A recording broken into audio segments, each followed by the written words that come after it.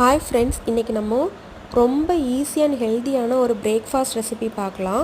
சோள தோசையும் தக்காளி தொக்கும்.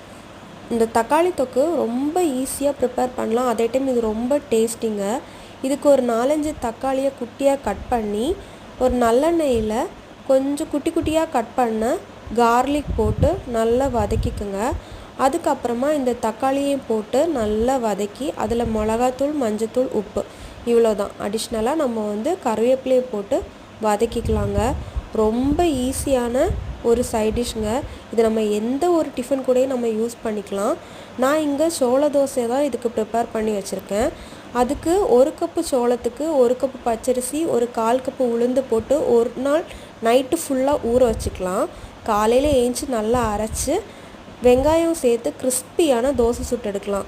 இது ரொம்ப டேஸ்டி. தக்காளி தொக்கு இதுக்கு ரொம்பவே சூப்பராக இருக்கும்.